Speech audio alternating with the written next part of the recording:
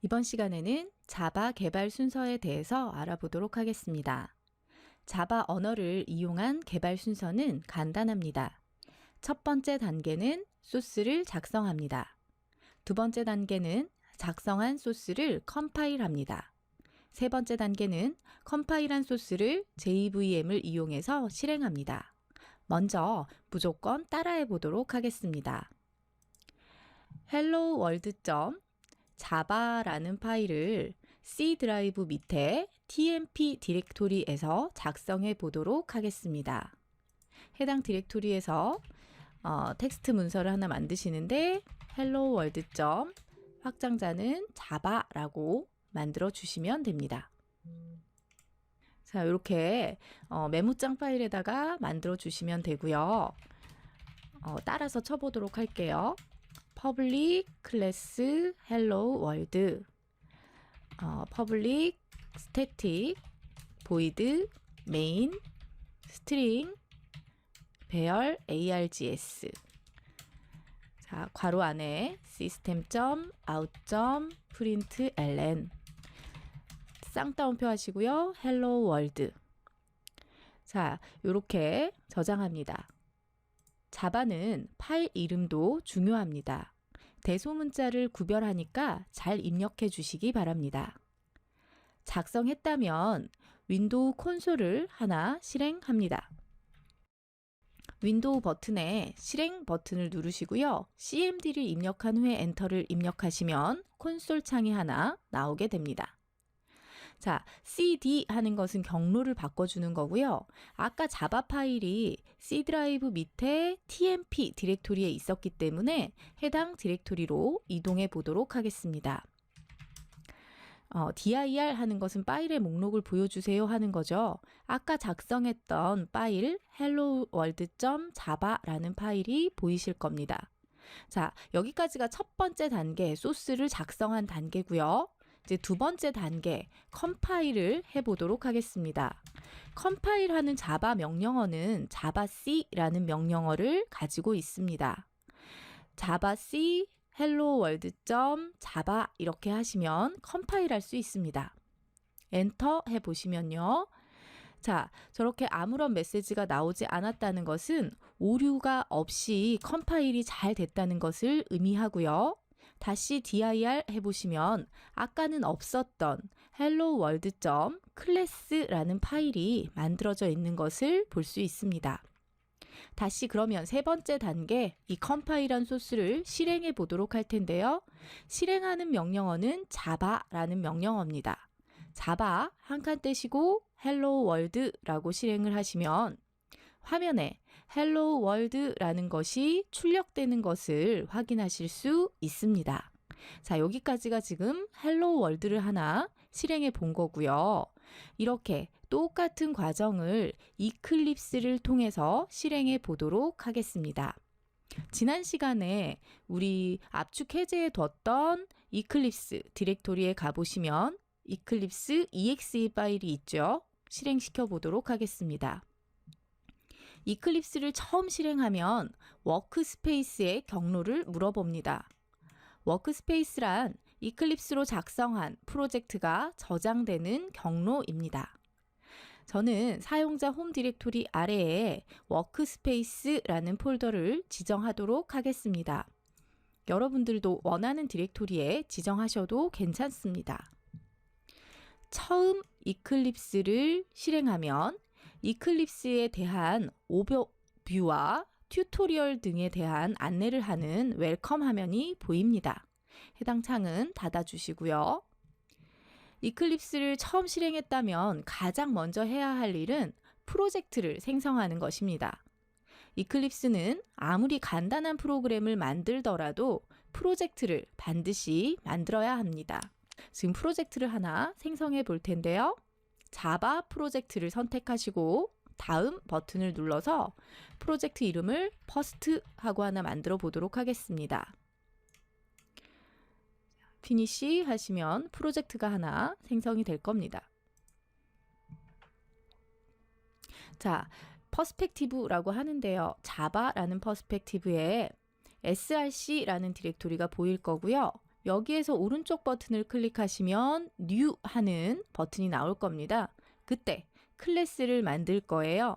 우리 아까 도스 창에서 Hello World라고 클래스 만들었던 거 기억나시죠? 똑같이 이제 클래스의 이름을 Hello World라고 만들어 보도록 하겠습니다. 네임 부분에다가 써주시면 되고요. 지금 체크 버튼으로 클릭한 Public Static Void Main 아까 무조건 따라하세요 했을 때 우리가 썼던 구문이거든요. 자동으로 만들어줍니다. 체크 버튼을 누르시고 피니시 해보시면요. 이클립스가 이렇게 자동으로 만들어주는 코드들을 가지고 있습니다. 자, 똑같이 작성을 한번 해보시고요. 아까 system.out.println에 hello world를 출력했었죠. 똑같은 코드가 만들어져 있을 겁니다. 자, 저장하시고요. 이클립스는 이렇게 저장 버튼을 누르면 자동으로 컴파일이 되는 것을 알 수 있습니다. 이 이클립스 소스가 저장되어 있는 디렉토리를 한번 열어보면요. 아까 퍼스트라는 프로젝트를 만들었고요. 그 안에 src라는 디렉토리에 helloworld.java라는 파일이 생겨 있는 것을 확인할 수 있을 거고, 클래스 파일은 위에 보시면 bin이라는 디렉토리가 있을 텐데요. 그 안에 만들어져 있는 것을 확인할 수 있습니다. 이클립스는 소스 파일에 문제가 없다면 이렇게 자동으로 컴파일해서 빈 디렉토리에 클래스를 만들게 됩니다. 이번에는 실행해 보도록 하겠습니다. 실행은 보통 이 클래스를 선택한 후에 우측 버튼을 클릭하시고 자바 어플리케이션을 실행하는 메뉴를 선택하면 됩니다. 실행된 결과가 이클립스 아래에 보여지는 것을 확인할 수 있습니다. 이상으로 콘솔과 이클립스에서 자바 소스를 작성하고 컴파일하고 실행하는 방법에 대해서 알아보았습니다. 수고하셨습니다.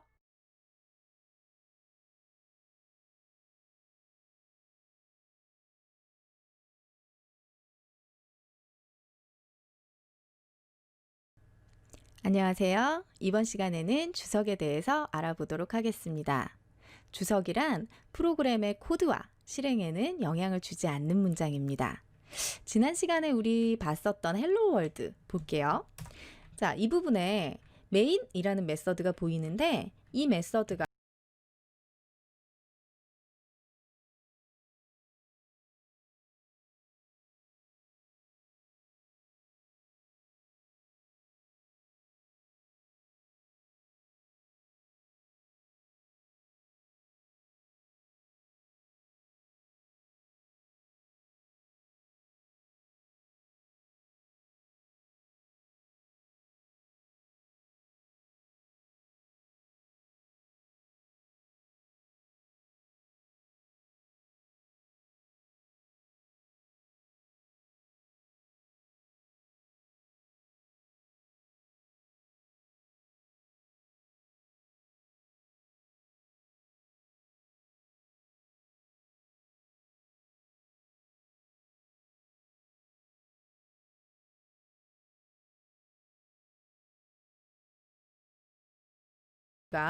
프로그램의 시작점이에요 라고 설명을 드렸었거든요. 프로그램의 시작점이라는 설명을 잠깐 남기고 싶어요. 그런데 그냥 이렇게 두면 이 프로그램의 시작점도 이 헬로월드라는 클래스가 동작할 때 같이 뭔가를 하려고 하기 때문에 해석하면서 오류를 발생시켜요. 우리 이런 것을 컴파일 에러라고 하고요. 이 부분 때문에 에러가 발생하거든요. 그런데 저는 이걸 설명으로 남기고 싶어요. 이럴 때 사용하는 게 주석입니다. 나는 이걸 주석으로 할 거예요 하고 처리를 해줬더니 컴파일 에러가 없어지는 걸 볼 수 있죠. 다시 설명하자면 주석은 컴파일 대상에서 제외가 되기 때문에 주석 안에다 무엇을 쓰든 결과에는 영향을 주지 않습니다. 컴파일러는 작성한 코드를 실행 가능한 파일로 변환하는 프로그램입니다. 이런 작업을 컴파일한다 라고 하는데요. 프로그램에 오류가 있으면 컴파일 과정에서 에러가 발생됩니다. 이런 경우 컴파일 에러가 생긴다 라고 이야기합니다. 그래서 이런 주석은 프로그램이 이렇게 수행을 할 때 설명문을 남겨두고 싶다던가 혹은 몇 줄 더 추가를 시켜보는데 자, 코드가 실행이 된단 말이에요.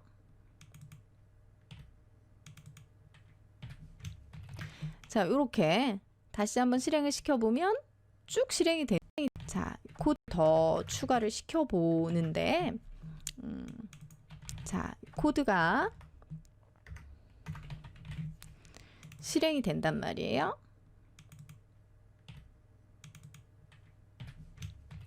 자, 이렇게 다시 한번 실행을 시켜보면 쭉 실행이 되는데요. 나는 이 테스트가 나와 있는 이 줄이 콘솔에 출력이 안 됐으면 좋겠어요. 이랬을 때 그럼 이 테스트를 주석으로 처리하면 돼요. 그래서 주석 슬러시 하고 처리를 해주면 다시 실행해 보시면 테스트는 실행이 되지 않는 것을 보실 수 있겠죠. 자바는 이렇게 주석이라는 걸 가지고 있어서 여러분들이 그 프로그램에 설명을 적어 놓는다던가 잠깐 어떤 코드를 실행시키고 싶지 않다던가 이랬을 때 사용할 수 있는데 이런 주석이 구현할 때 사용할 수 있는 구현 주석과 문서를 만들 때 사용할 수 있는 문서화 주석으로 나뉘어서 사용할 수 있습니다. 지금 보셨듯 구현 주석 중에는 행 단위로 처리할 수 있는 행 단위 주석이 있고요. 여러 줄, 난 여기서부터 1, 2, 3 전체가 실행이 안 됐으면 좋겠어요. 그랬을 때 사용할 수 있는 블럭 단위 주석을 가지고 있는데 슬러시 별표 슬러시 이렇게 해주시면 슬러시 별표로 시작해서 별표 슬러시로 끝나는 지점까지 블럭으로 주석을 처리하는 것을 보실 수 있어요. 그러면 이 부분은 프로그램이 실행되지 않습니다. 프로그래밍을 하시다 보면 의외로 이런 주석들을 굉장히 많이 사용할 수 있는데요. 그래서 이 주석에 대한 단축키를 하나 기억해 두시면 조금 더 편하게 사용하실 수 있을 거예요. 너무 많이 알고 계시면 머리 아프니까 딱 하나만 기억하세요. 컨트롤 키를 누른 상태에서 슬러시를 해주시면요. 한번 해볼게요. 이 라인이 주석으로 바뀌는 걸 볼 수 있고요. 다시 컨트롤 키를 누른 상태에서 슬러시 하시면 주석 처리된 부분이 취소되는 것을 볼 수도 있죠. 근데 이런 주석을 사용하셨을 때 여러 줄은 그럼 한 줄씩 해야 되나요? 아니요. 여러 줄도 블럭을 선택하신 다음에 컨트롤 슬러시 이렇게 하시면 여러 줄 블럭으로 지정하실 수도 있고요. 다시 컨트롤 슬러시 이렇게 수행해 주시면 다시 실행될 수 있도록 주석에서 해제시킬 수도 있습니다. 이런 단축키를 잠깐 기억하고 이렇게 수로 지정하실 수도 있고요. 컨트롤 슬러시 이렇게 하시면 여러 줄 블럭으로 지정하실 수도 있고요. 다시 컨트롤 슬러시 이렇게 수행해 주시면 다시 실행될 수 있도록 주석에서 해제시킬 수도 있습니다. 이런 단축키를 잠깐 기억하고 계시면 여러분들이 코딩 하시는데 조금 더 편하게 하실 수 있으실 것 같고요. 두 번째로 문서화 주석에 대해서 조금만 살펴보자면 문서화 주석은 소스 코드가 없는 개발자들도 이 클래스가 뭐 하는 건지, 이 클래스가 가진 메서드는 뭐 하는 건지 이런 것들을 쉽게 이해할 수 있게 자바 자체가 문서화 코드를 만들어 둘 수가 있는데요. 이런 문서화 코드를 만드는 주석은 슬러시 별표로 시작해서 별표 슬러시로 끝나요. 자, 그랬을 때 메서드 위에는 여기에 들어있는 파라미터가 뭔지, 클래스 위에는 이 클래스를 누가 만들었는지, 무슨 용도로 만들었는지 이런 것들에 대한 설명들이 좀 잔뜩 들어있어요.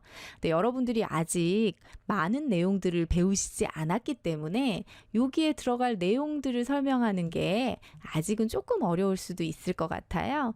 그래서 현재 기억하실 것은 이렇게 문서로 만들 수 있는 문서화 주석이라는 것도 존재하더라라고 기억을 하실 수 있을 거고요. 그래서 주석이라는 거 기억해 두셨다가 프로그래밍 하실 때 조금 더 편하게 사용하실 수 있으시면 되겠죠. 오늘은 여기까지. 수고하셨습니다.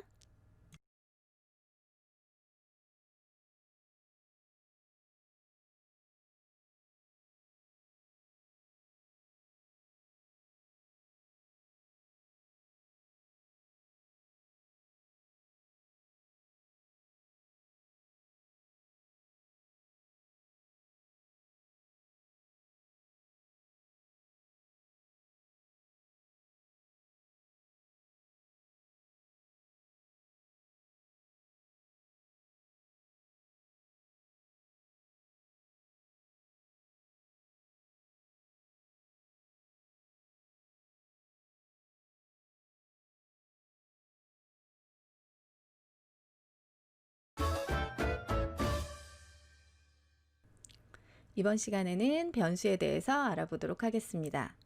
프로그램상에서 값, 즉 데이터를 이용하기 위해서는 반드시 그 값을 담고 있는 그릇이 필요한데요. 그 그릇을 변수라고 합니다. 즉 변수란 값을 저장할 수 있는 메모리의 공간을 의미합니다. 변수란 이름에서 느껴지듯이 값이 변할 수 있는 수라고 생각을 하면 되는데 이는 프로그램이 동작하면서 값이 수시로 바뀔 수 있기 때문에 그렇습니다. 잠깐 사진이 한 장 보이시죠? 이 사진을 보시면 이 그릇 안에 음식들이 들어있어요. 해당 음식들을 데이터, 즉 값이라고 생각을 하시면 되겠고요. 그 그릇들, 이 그릇들을 변수라고 생각을 하시면 됩니다. 사진을 잘 보세요. 밥을 담는 그릇, 이런 간장이나 소스들을 담는 그릇, 물이 있는 음식을 담는 그릇, 그렇지 않은 음식을 담는 그릇, 이런 그릇들이 살짝씩 무엇을 담을 거냐, 여기에 따라서 그릇의 크기라던가 모양이 달라져 있는 것을 볼 수 있습니다.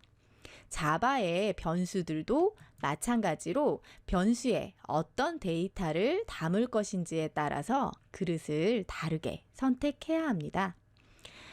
자바는 강형 언어예요. 강형 언어라는 것은 모든 변수의 타입이 컴파일 시에 결정이 되는 언어를 이야기하는데요. 그렇기 때문에 처음 변수를 선언할 때부터 해당 변수에 어떤 데이터를 담을 것인지를 결정해야 하고요. 알맞은 데이터만 저장할 수 있습니다. 일단은 하나 만들어 볼게요. 제가 int, count라고 썼어요. 자, 지금 이렇게 하시는 것이 변수를 하나 선언한 건데요. 변수를 선언할 때는 반드시 맨 앞쪽에 나오는 게 어떤 종류의 값을 담을 거예요 하는 거예요. 우리 그것을 타입이라고 할 거고요. 뒤에 나와 있는 것은 그 변수의 이름이라고 생각하시면 돼요. 이름은 식별자의 일종이죠. 이 이름은 여러분 마음대로 정하셔도 상관은 없고요. 근데 앞에 있는 타입들은 정해진 타입 혹은 나중에 여러분들이 이 타입들을 정의하셔서 사용하실 수 있게 되겠죠. 그런 부분에 대해서는 다음 시간에 조금 더 자세히 다루어 볼 거고요. 일단은 변수에 대해서부터 살짝 살펴볼게요. 자, 나는 int를 담을 수 있는 count라는 그릇을 하나 선언했고요. 이 선언한 값을 프로그램 상에서 얼마든지 쓸 수 있어요. 자, count에다가 10이라는 값을 하나 담았고요. 그런데 또 다시 이 count에다가 20이라는 값을 담아요. 변수이기 때문에 이 카운트라는 그릇에다가 10도 담았다가 20도 담았다가 얼마든지 가능하다는 거죠. 근데 마지막에는 이 카운트에는 누가 남아 있을까요? 실행을 시켜보면 20만 들어있는 걸 볼 수 있죠. 값이 변할 수는 있지만 하나만 담을 수 있어요. 마지막에 담긴 값. 그래서 전에 담겼던 값들은 없어지는 거다. 이렇게 생각을 하시면 되겠고요. 자, 하나 더. 나는 정수를 담는 카운트라는 그릇을 선언했는데 이 그릇에다가 정수가 아닌 실수를 담아요. 그럼 어떻게 되냐면 컴파일상에 에러를 발생시키는 걸 볼 수 있어요. 에러 메시지를 잠깐 보시면 인트를 담는 그릇에다가 더블을 담았는데 안 된다. 뭐 이렇게 에러가 나오는 것을 볼 수 있고요. 근데 안 된 메시지를 잠깐 보시면 인트를 담는 그릇에다가 더블을 담았는데 안 된다. 뭐 이렇게 에러가 나오는 것을 볼 수 있고요. 그래서 우리는 저렇게 실수를 담기 위해서는 또 반드시 실수를 담을 수 있는 그릇을 하나 선언을 하고 이렇게 실수를 담아줘야지 오류를 발생시키지 않을 수 있습니다. 그래서 그렇듯이 변수는 값을 담을 수 있는 그릇인데 선언할 때부터 나는 여기에다가 무엇을 담을 거예요? 라는 것을 반드시 정하시고 정해진 값만 담을 수 있더라. 여기까지 기억을 하시면 되겠고요. 변수의 이름을 짓는 방법은 다른 식별자를 만드는 방법과 다르지 않고요. 다만 기억하실 부분은 변수는 첫 번째 문자가 항상 소문자로 사용이 되고요.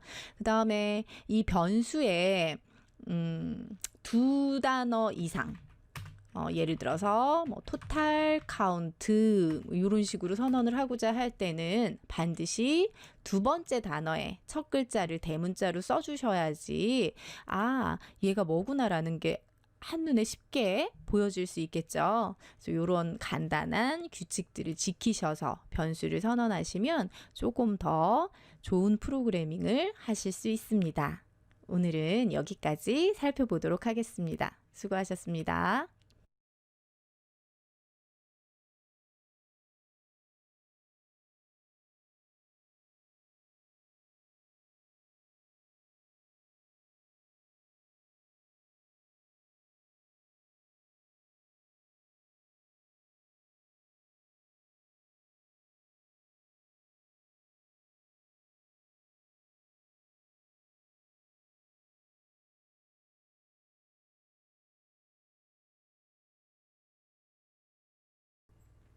이번 시간에는 상수에 대해서 알아보도록 하겠습니다.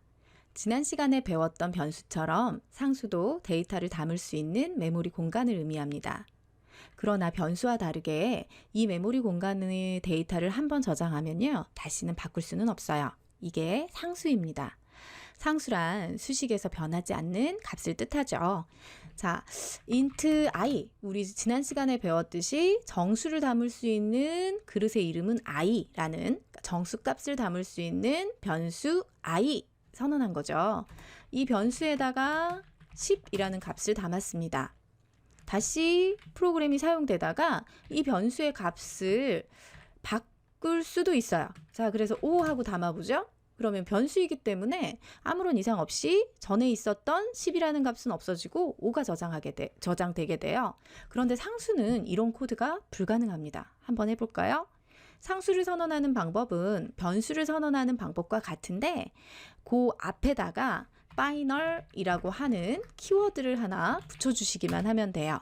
자, final, 이 키워드에서 살짝 느껴지듯이 마지막 이런 뜻을 눈치채실 수 있겠죠. 변수의 마지막이라는 것은 상수라는 의미다라고 생각하시면 되고요. 나머지 선언하는 방법은 같아요. 정수를 담을 수 있는 그릇 J를 하나 선언하겠습니다. 이렇게 선언하는 거 똑같아요.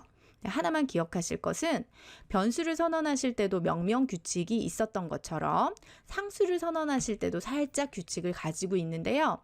상수이기 때문에 상수는 모두 대문자로만 구성된 명사를 사용하는 것이 관례입니다. 그래서 소문자 J라고 사용하시기보다는 대문자 J 이렇게 사용을 하시는 게 조금 더 좋겠고요.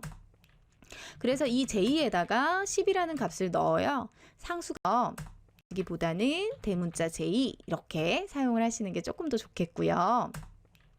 그래서 이 J에다가 10이라는 값을 넣어요. 상수가 처음 한번 초기화된 거다라고 생각을 하시면 되겠고요. 이런 상수는 코드가 사용되는 중간에 다시 J에다가 5를 넣어요. 이런 코드가 불가능합니다. 이게 바로 상수다 하고 기억을 하시면 좋겠고요. 그러면 이런 상수를 언제 사용하면 좋을까요? 첫 번째는 값이 사용되는데 이 값이 사용되는 중간에 변경되는 게 조금 위험해요. 자, 예를 들어서 원의 넓이를 한번 구해 보려고 해요. 그래서 원의 넓이를 구해서 그 값을 담을 변수를 하나 선언해 볼게요. 자, 원의 넓이를 담을 거니까 서클 어레이어 이렇게 하나 정의를 해볼 텐데 두 번째 단어의 첫 글자를 대문자로 이렇게 사용하는 게 변수의 명명 규칙이었죠. 자, 이렇게 선언할 수 있을 거고요. 이렇게 선언된 변수에다가 원의 넓이를 구해서 담을 거예요. 원의 넓이는 반지름 곱하기 반지름 곱하기 파이 3.14159 이렇게 사용하잖아요. 반지름이 3이라고 가정해보면 3 곱하기 3 곱하기 3.14159 이렇게 써야 되나요? 이렇게 해서 구해놓으면 이 서클 어레이어 안에 지금 원의 넓이를 구할 수 있을 텐데 이때 저 3.14159라는 값을 보면요. 값만 보고서 저게 뭘 의미하지? 라는 게 한 번에 와닿지 않을 수도 있고요. 또는 3.14159를 막 자꾸 쓰다가 오타를 발생시킨다든가 그래서 실수로 5.14159 이렇게 쓴다든가 이렇게 되면 크게 문제가 발생될 수 있죠.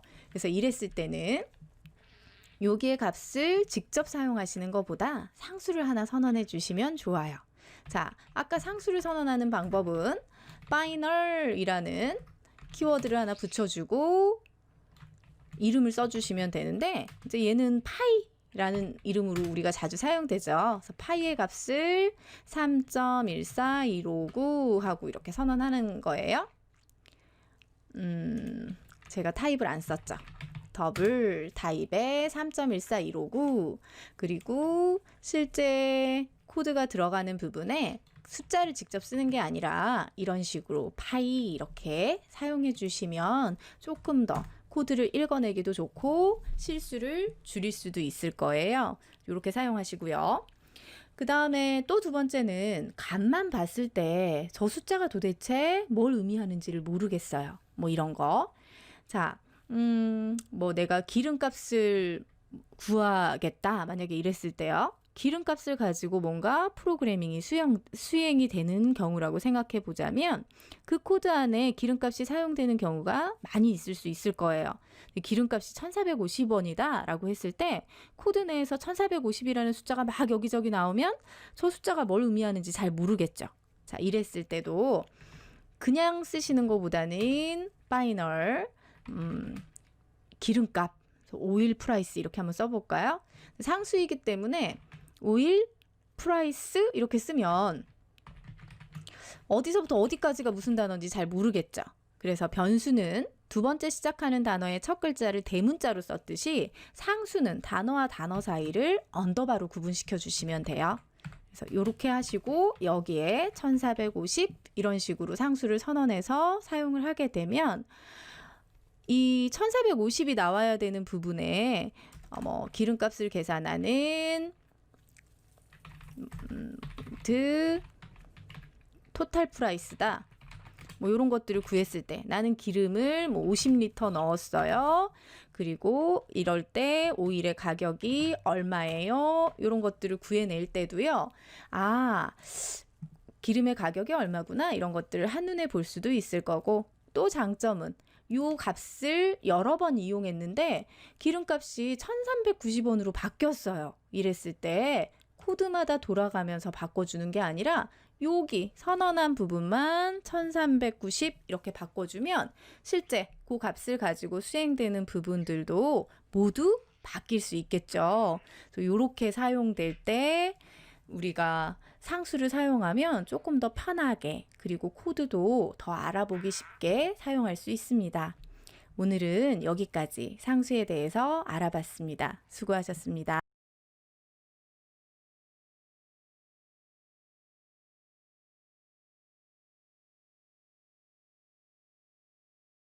수고하셨습니다.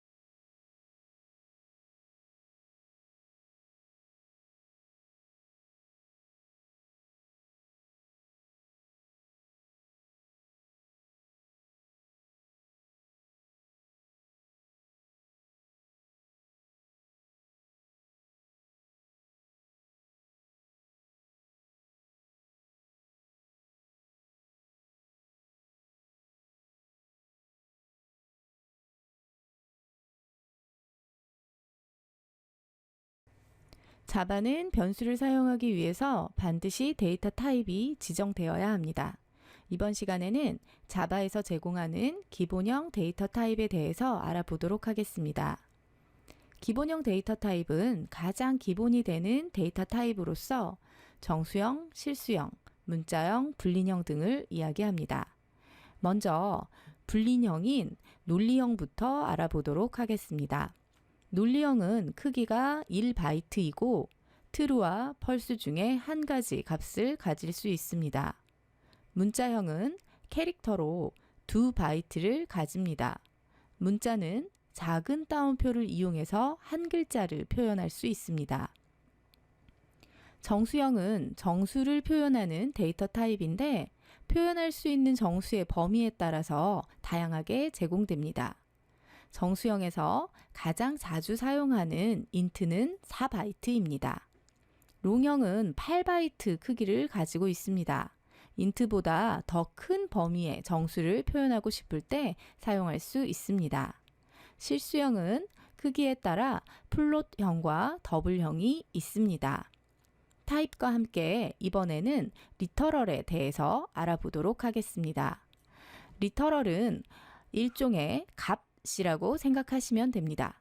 보시는 것처럼 리터럴은 다양한 종류가 있습니다. 정수형 리터럴, 실수형 리터럴, 문자형 리터럴, 논리 리터럴, 이런 부분들이 존재하겠죠. 어떤 특정한 값 자체를 리터럴이라고 이야기합니다. 이 특정한 값 자체를 리터럴이라고 이야기합니다. 이 리터럴을 특정 타입의 변수에다가 대입할 수 있습니다. 코드를 통해서 살펴보도록 하겠습니다. 자, 불린형 데이터 타입을 하나 선언해 보도록 하겠습니다. isPon이라는 데이터 타입으로 true 하고 선언을 해 보도록 하겠습니다. 이렇게 불린형 데이터 타입은 true 아니면 false라는 값만 가질 수 있다고 했죠. 그래서 true 하니까 true라는 값을 가지게 되고 실제 출력을 해보면 true 하고 잘 출력되는 걸 볼 수 있습니다. 이런 true와 false도 하나의 리터럴이라고 볼 수 있겠죠. false 하면 false가 출력이 되는 걸 볼 수 있는데 딱 이렇게 두 가지 값만 가질 수 있습니다. 여기에 이런 다른 값을 넣게 되면 오류를 발생시키는 것을 볼 수 있죠. 다음은 문자 타입인 캐릭터 타입에 대해서 살펴보도록 하겠습니다. 자, 항상 변수를 선언할 때 데이터 타입, 변수명 하고 선언하시면 되고요.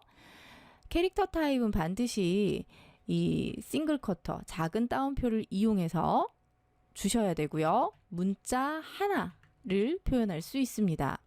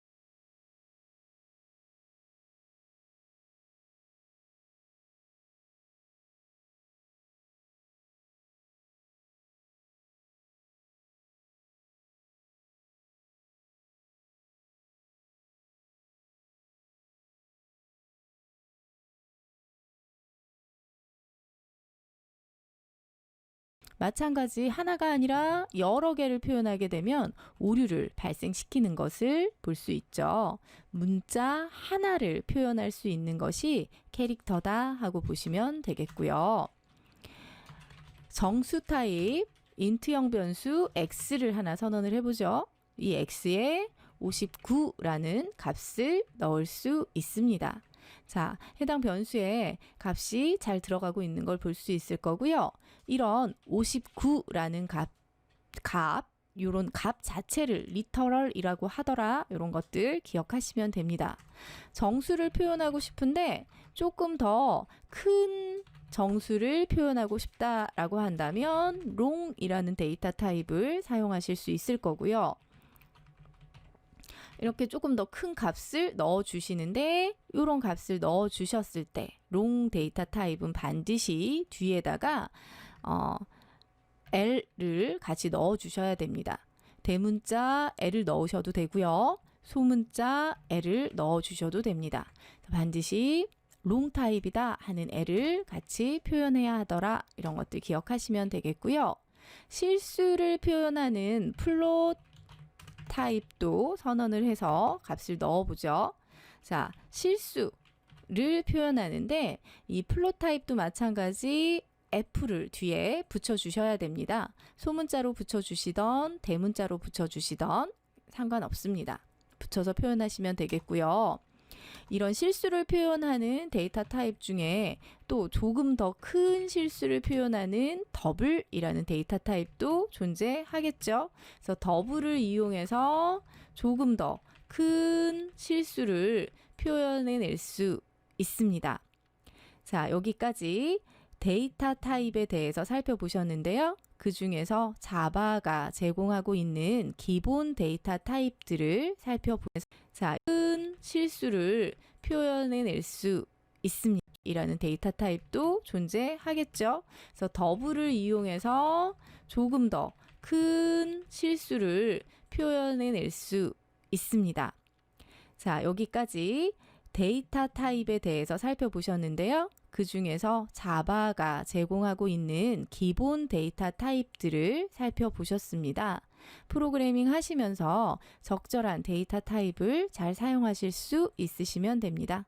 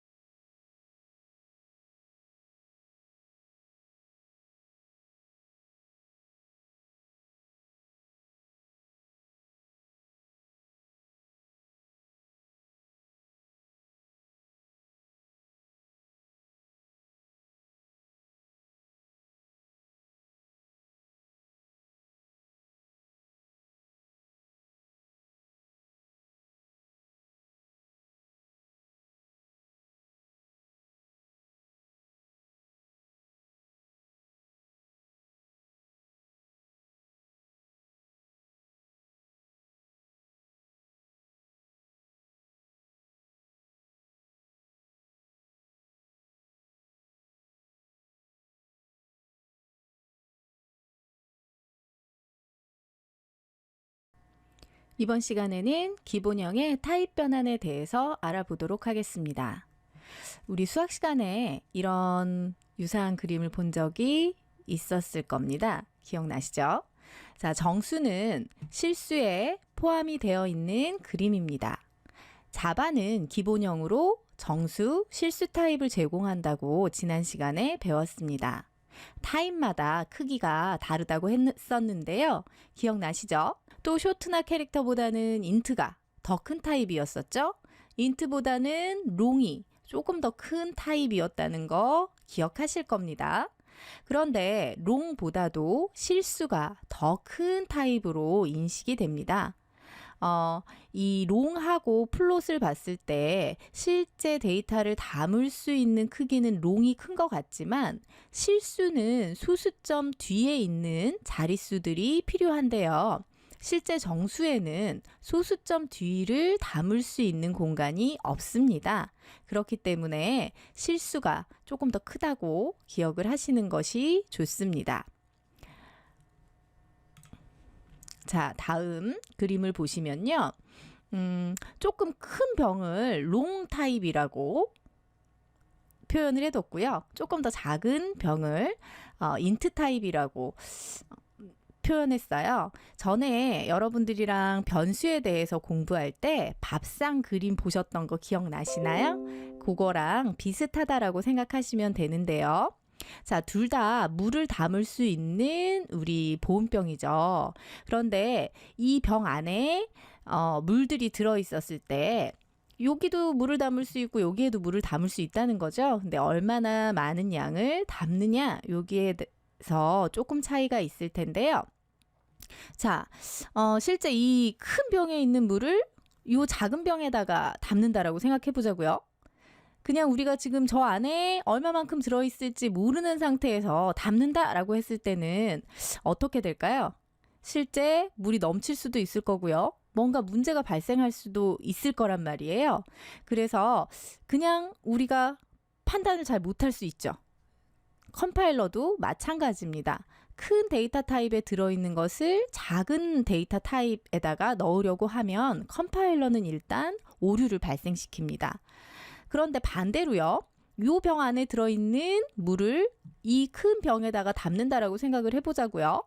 우리가 크게 이 물병 안에 물이 얼만큼 있는지 이런 것들을 고려하지 않아도 여기에 들어있는 물을 여기에다가 채울 때에는 그냥 담아도 되겠구나라는 생각이 들죠. 그런 것처럼 컴파일러도 마찬가지 작은 데이터 타입에 들어있는 그릇에 있는 값을 큰 데이터 타입에다가 담을 때에는 크게 무리 없이 담아줄 수 있습니다. 이런 것들이 데이터 타입의 지금 형 변환이라고 보시면 되는데요. 그런데 가끔 어떤 경우가 있을 수 있냐면 이렇게 큰 물병 안에 사실은 물이 굉장히 조금 들어있을 수도 있어요.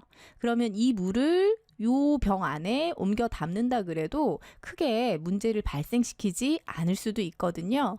그랬을 때는 또 어떻게 담아야 되는지 우리가 자바 코드를 통해서 직접 한번 확인해 보도록 할게요. 자, 이클립스를 여시고 일단은 인트형 변수 x를 하나 선언해 볼게요. 그리고 x에다가 5만 이라는 값을 대입시켜 보도록 하겠습니다. 자, 이 x보다 조금 더 큰 데이터 타입인 그릇 y를 하나 선언해 보고요. 이 y에다가 x에 들어있는 아까 x가 작은 보온병이라고 할게요. 이 값을 담으려고 해요. 자, 이렇게 되면 x에 들어있는 것을 y에다 담아요 했지만 컴파일러는 전혀 이상을 보여주지 않죠. 아, 담을 수 있어요 라고 생각을 하시면 되고요. 그럼 x에 있는 것이 y로 들어갔기 때문에 형 변환이 일어났다 라고 생각을 하시면 돼요. 그러면 다음 경우를 한번 살펴볼까요? 자, 롱 타입에 x2라는 그릇을 하나 선언하고요. 여기에 5라는 값을 넣어 보도록 할게요. 이 값을 x 인트형 변수 y2를 하나 선언해 보고요. 여기에다가 이 x2에 있는 값을 넣어 보려고 해요. 자, 그랬을 때 컴파일러는 에러를 발생시키죠. 자, 실제로 이 x2 안에는 5라는 작은 값이 들어있고 int는 5라는 값을 충분히 담을 수 있지만 에러를 발생시켜요. 컴파일러는 얘를 잘 모르기 때문입니다. 그래서 x는 int 타입이에요. 이 값을 지금 롱 타입에 담을 때는 전혀 문제 없이 담겨질 수 있지만 롱 타입에 들어있는 값을 int 타입에다가 담으려고 할 때는 문제를 발생시킬 수 있죠. 근데 아까 설명할 때 무슨 이야기를 했었냐면 큰 그릇에 있지만 굉장히 작은 값이라면 작은 그릇에다가 옮겨 담을 수도 있을 거예요 라고 이야기를 했고요. 자, 이럴 때 컴파일러는 결정해 줄 수 없기 때문에 프로그래머가 요 앞에다가 형 변환이라는 것을 시켜주면 됩니다. 자, 담기 전에 프로그래머가 int로 형 변환을 시켜주는 거예요. 그런 다음에 이것을 담아요 라고 해주면 문제없이 형 변환을 할 수 있죠. 자, 이렇게 하는 것을 우리는 강제 형변환이라고 하고요. 지금 이렇게 자연스럽게 일어나는 경우를 우리는 묵시적 형변환이라고 합니다. 자, 여기까지 기본 데이터 타입의 타입 변환에 대해서 알아봤습니다.